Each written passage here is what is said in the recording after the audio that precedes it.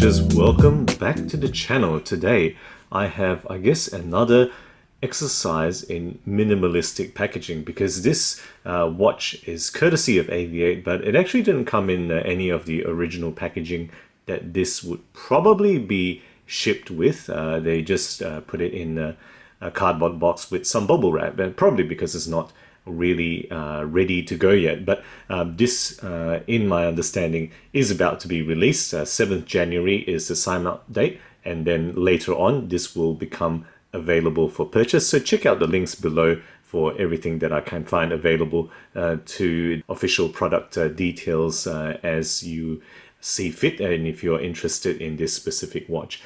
So guys, over here we have the AV8 Hawker Harrier 2. Now they have done quite a number of Hawker Harrier 2 models, but this one they call it the Matador Edition, Grand Date Chronograph. So the model number is the AV4065. This one is -02 for this color variation. It does also come in plain stainless steel, and it also has a black PVD model. So 3 different models that they will release of this particular edition. Why have they called it the Matador? Well, apparently that's the Spanish name for the Harrier 2, the McDonnell Douglas Harrier 2 jump jet, or vertical takeoff and landing jet. The version used by the Spanish Navy is nicknamed, or affectionately named, the Matador in my reading of this particular origin. So guys, this watch will be retailing for approximately 320 USD. Depending on the color variation, there's slight changes in price. I think the stainless steel is perhaps slightly cheaper, but check out the details on the websites when it becomes available. So the movement in this particular watch is actually the Miyota 6S50 quartz chronograph. It does have a big date display that you can see at the 12 o'clock window there. It does have a small seconds, and this one is in the 6 o'clock subdial, as well as a 60-minute totalizer that you can see right there on the 9 o'clock dial. The subdial on the 3 o'clock position is actually a 1/20th of a second disc. In this case, they've modified it to be a disc. I think in the original movement, it would just be a hand that goes around once per second, and it has a 1 in 20th second resolution. I'll just show you the operation of the chronograph now. So you can see that central chronograph seconds has started running, and you can see now that subdial on 3 o'clock position is going around like crazy, and it really does catch the eye. When it's operating, you can see a lot of action going on there, and 1/20th of a second resolution. As I stop it, you can read out what fraction of a second it is now, right? And just to show you, it is also a flyback. If you press the reset button while it's running, it actually will stop and go back to the start, right? That's really what it does.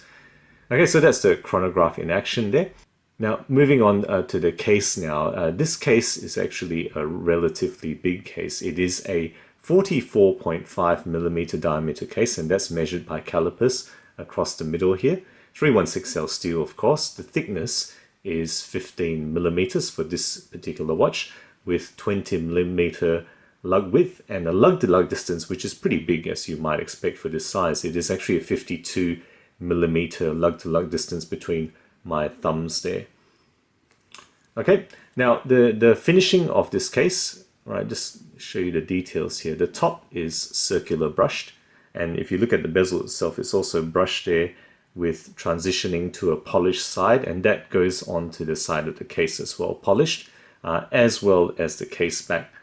Right, and the bottoms of the lug surfaces are initially polished. The case back itself, of course, you can see there's a lot of detail there. It's brushed around the area where it's got the model, the name, the water resistant rating and all that. That's brushed, and then in the middle there's of course that relatively complicated, elaborate case back pattern there that they've chosen to go with, and I really like that. I know it's a turbine pattern.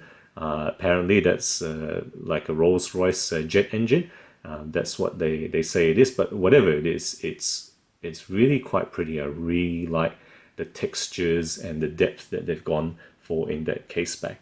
Now this case, yes, you've noted already, is two-tone, of course, right? The case itself is just steel, but the bezel on top is of course in rose gold, and you can see there are rose gold highlights in the pusher at the 2 o'clock position. In the crown, there's also some rose gold tint there in that ring, and then on the dial itself, plenty of rose gold highlights, right? Hour markers, the 9 o'clock subdial, the minute and hour hands in the middle, as well as that window for the date, and little screws as well. You can see some of the screws on this 3 o'clock position area here is in rose gold tint there. So kind of nicely highlighted, you know, some of the engineering finishes that they've chosen to go with on this particular watch. Now, moving on to the water resistance, it is a screw-in case back that you can see there, and with the pushers which are loose, right? These are, you know, you've got that nice cross hatching there, but those are actually just for decoration. They're not actually a screw-in pusher by any means. It's got cross hatching on this crown as well, with kind of that target signing for Aviate, but it is not a screw-in crown. Overall, this is rated at 50 meters, meaning that you won't take this swimming. You probably wouldn't with the leather strap anyway, but you wouldn't take this underwater. It's just for accidental splashing type of exposure. Right, the dial now, you know, probably, you know, along with the case back is probably where most of the action is. This is a multi-layered skeletonized dial, very obviously skeletonized that you can see there. It's got large areas of cutouts where they've removed the dial face to show you the movement. It's got that frame in the big date window and recessed subdials. You know, hopefully this translates on the video here, but you can see there's deep recesses on all 3 subdials, especially that sub-seconds. In fact, it's not even framed. It's actually kind of just sunken right into the level of the movement there, that 6 o'clock small second subdial here. And all of them have texture, you know. I'm not going to describe them in specific detail, but, you know, if you take a look, right, all of the subdials have their own textures. Okay, so a lot of rich detail here. They do have lume on the large minute and hour hands. You know, you can see in the middle of that rose gold tone, there is a bit of lume along with the hour markers, but no other area of this watch is lumed. Of course, a lume shot right here to let you see how it glows in the dark. Right, moving on to the flange then, you can see tachymeter there. Hopefully the lighting will allow you to see the blue tachymeter. The highest speed readings along this side are red in color. Let me see if I can capture that. Right, red speeds there, 400 for example, and then lower speeds are in white, you know, for that tachymeter flange. And, you know, the good thing is because of that central 1/20th of a second chronograph hand, it does actually function as a proper tachymeter if you choose to use it as such. Okay, then on top of that is a lightly domed, very lightly domed mineral glass. It's not sapphire. It does have an anti-reflective coating. You can probably already notice that in the blue kind of hue that it does cast when the light falls on it. Okay, so that's the description of the case then. Moving on to the strap. Right, tan leather with black backing there. Right, they call it genuine leather, Aviate, and black stitching, and they call this a cross hatch or cross stitch there to kind of evoke some aviator themes. I'm not sure how genuine or how authentic that is, but that's what they've described it as the purpose of this kind of cross stitching pattern. And then the buckle is nothing too special. It's just a brushed steel buckle with Aviate signing there. All right, so that's the watch. Let's try it on for the wrist shot now. And there we have the massive Aviate Hawker Harrier 2 Matador edition on my 17 centimeter wrist. Just going to tilt the camera up to show you more of it.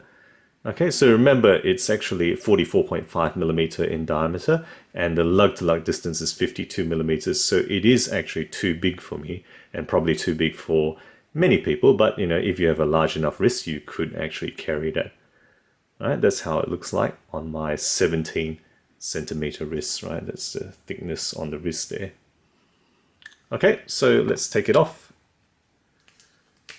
So guys, what do I particularly enjoy about this watch? I think the strengths are, it's got a very interesting movement. I've not seen this movement before. You know, yes, it is quartz. So, you know, the achievement of the mechanical functions are are not nearly as hard to do if this was a truly mechanical automatic watch. But the mechanical parts are not bad for skeletonizing. I mean, you can see actually there's some gears that show through there, and that's interesting in itself. I'll just show you how the date adjusts now. Okay, you can see the gears. That's quite interesting, right? You can see actually the date disc with some of the numbers coming through, and I'll just go to 10 so you can see the 10 disc turning around as well. That's just kind of cool. I think that works quite well.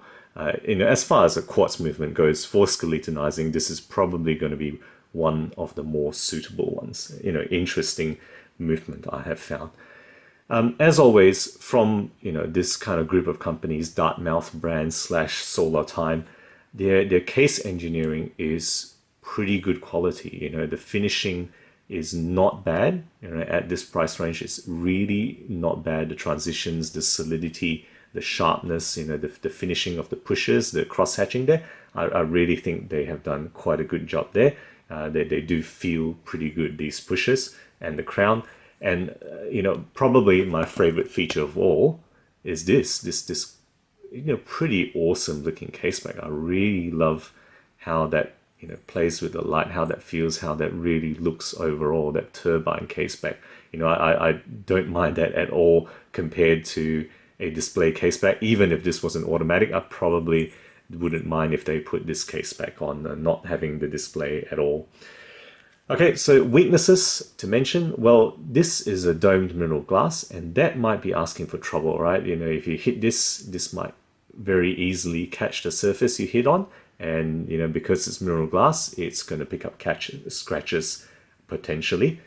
This watch is pretty large and pretty thick at 15 millimeters, so it's not going to be suitable for everyone, right? Not everyone can carry a 44.5 millimeter watch on their wrist. Certainly this is actually too big for me with a lug-to-lug of 52 millimeters. And I think it really doesn't identify as an aviator. I mean, there's nothing specific about this that shouts out that it's an aviator watch, but that might not be too bad a thing. Aviate do make a lot of more casual kind of sports style watches rather than just making aviation themed watches, even though ostensibly the company is an aviation type of theme company. And in terms of the skeletonized dial, well, look, I've said that this movement is not a bad one to skeletonize as far as quartz go, but skeleton dials are a bit polarizing. If you don't like it, you are not going to pick up this watch. It's not going to change your mind about whether you like skeleton dials or not. And personally, I usually don't go for skeleton dials, but if I was going to choose one in a quartz, this might not be a bad one to go for. So guys, that's my thought on this Aviate Hawker Harrier 2 Matador Edition watch. Let me know what you think of it. If you have any other Aviate models, I'd like to know your thoughts of how you find the company, how you find their pieces. They do seem to be continuing on, they're not stopping. So it looks like they are here to stay, and they do seem to make some very interesting pieces over the years that they've been around. So guys, thank you again for sticking with me. If you enjoy my videos, do consider subscribing. I put out new content every week, always aiming to be objective and unbiased about all things horology. As always, I thank you for watching this video, and I'll see you guys next time.